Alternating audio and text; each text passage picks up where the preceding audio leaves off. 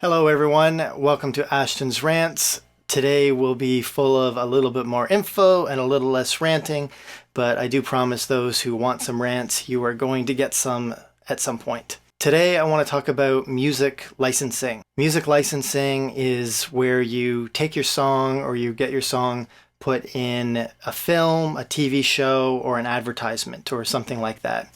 The advantage of music licensing, or the great thing about it, is we often call it free money. And the reason we call it free money is because they will give you money to use your song, but you still own your song. So you're still free to use your song for other licenses. You basically use your song, it's still yours. It's also a great way of getting exposure. I might be dating myself a little bit, but I remember Lisa Loeb in the 90s, her song Stay really got a huge boost because of a license to a movie that I can't remember. So it's a really great way of getting exposure, really great way of making money, and really no loss to you. So win-win, right? So how do you get your songs licensed when you're an indie artist with few connections? At this stage, you can do it a few ways. You can just start looking at music supervisors online. And what I would suggest, though, is do your research. It's not good enough to say, oh, I got a song, it's good, please put it in something. So do your research. You go to their website.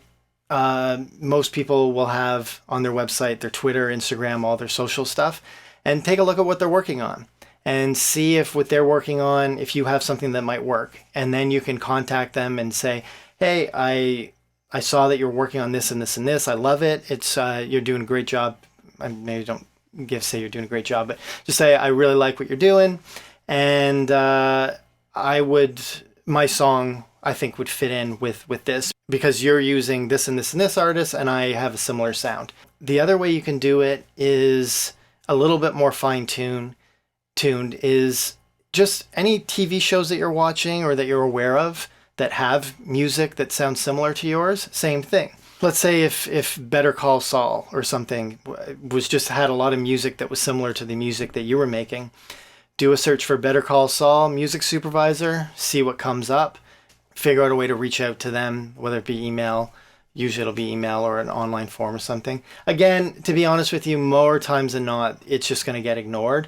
But you want to give yourself every chance to be heard. And that 1 out of 100 chance you will poke through, and you might end up, if you just kind of reach out at the right time with the right song, you might actually find that you have a receptive audience and you might actually get something going.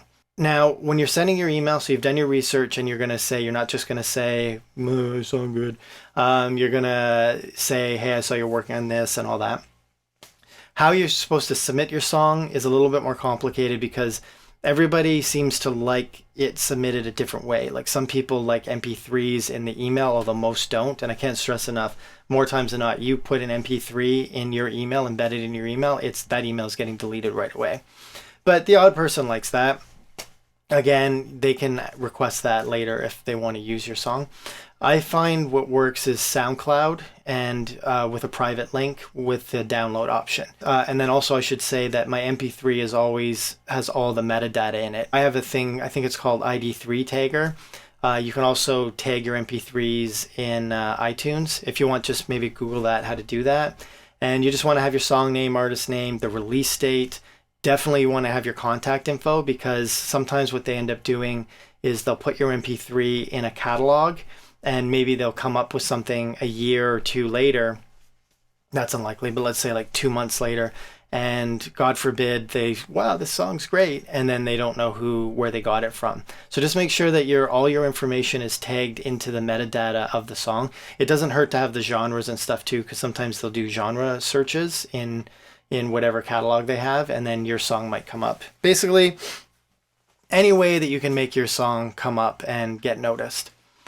So what you can do is in your email, you say your spiel about why you think your song is going to fit into what they're specifically working on.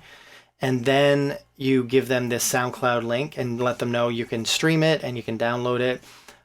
Some music supervisors don't like SoundCloud for some reason. So I also have a box.com account, and that just allows me, it's like a Google Drive or something, and it allows me, I got it before I think Google Drive existed, but it basically just allows you to have files available for download. So for that, what I'll do is I'll have my MP3, my song, and I'll often include the instrumental as well, because instrumentals sometimes and more often than not actually end up getting licensed more than the vocal version of the song, because a lot of times it ends up being used under the dialogue in the scene, and the vocals end up conflicting with the dialogue.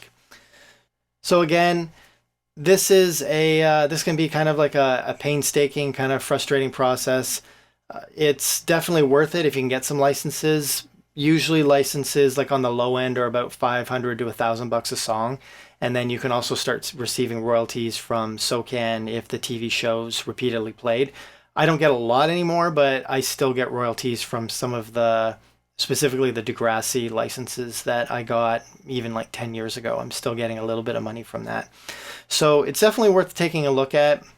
Maybe this week, now that it's fresh on your mind, you can give it a try.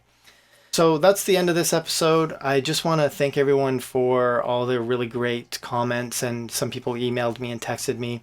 Really appreciate it. It's kind of scary sometimes putting yourself out there, but everyone made me feel really good about it and seem to be getting something out of this. So I'm definitely going to continue that until I get the sense that that's not happening. So if you do want me to talk about something, leave a comment, send me an email, and let's get some good stuff done this year.